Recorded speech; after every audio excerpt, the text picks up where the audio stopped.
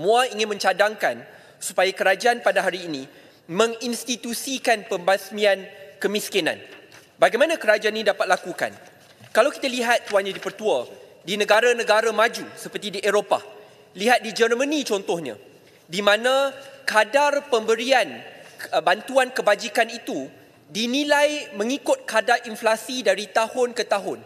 Dengan itu, Perdana Menteri ataupun kerajaan negara mereka tidak perlu mengumumkan perkara ini kerana dari tahun ke tahun kenaikan itu telah pun dikuatkuasakan secara undang-undang. Dan itu saya rasa adalah cara untuk kita menginstitusikan penambahbaikan ini.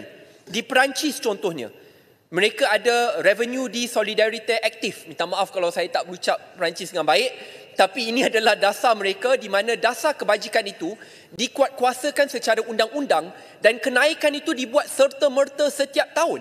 Tidak perlu melalui pengumuman. Dengan itu perancangan belanjawan keluarga itu dapat dibuat dengan lebih baik. Dan jikalau keluarga itu susah, tidak perlu tunggu pengumuman yang akan datang. Mungkin setahun, mungkin kita tunggu 5 tahun, mungkin kena tunggu 10 tahun.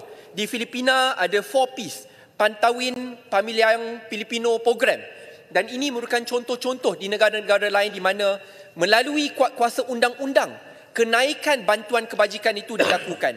Dan saya ingin mencadangkan supaya kerajaan pada hari ini menginstitusikan program-program kebajikan untuk membasmi kemiskinan, untuk memastikan bahawa kenaikan bantuan kebajikan itu dikuatkuasakan secara undang-undang mengambil kira kadar inflasi tahunan yang berlaku dan penilaian semula nilai ambang itu turut dilakukan secara tahunan supaya, Tuan Yang di-Pertua, kerajaan pembangkang orang susah tidak perlu lagi tunggu belanjawan. Tidak perlu lagi tunggu siapa parti, siapa pemerintah, siapa Perdana Menteri. Bila pilihan raya akan berlaku, baru ada kenaikan yang mendadak.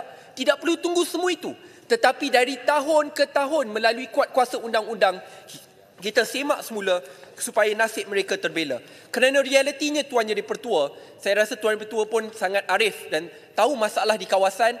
Contoh, bantuan kebajikan, kos hari hidup, bantuan perubatan, kosnya mungkin 5-10 tahun yang lepas sangat berbeza dengan kos pada hari ini. Kalau kita nak beli susu formula, 3 tahun yang lepas kosnya sangat berbeza dengan apa kosnya pada hari ini. Dengan itu, kalau kita dapat kuatkuasakan penambahan ini, penambahan bantuan kebajikan secara tahunan dikuatkuasakan secara undang-undang, saya yakin kerajaan ini akan jadi kerajaan pertama yang berjaya menginstitusikan pembasmian kemiskinan. Dengan itu, nasib orang susah akan terbela sentiasa, tidak perlu tunggu 1 ke 2 penggal selepas Perdana Menteri sudah meninggalkan kita. Meninggalkan maksudnya sudah tidak lagi jadi Perdana Menteri lah. Itu cara yang pertama. Minta maaf.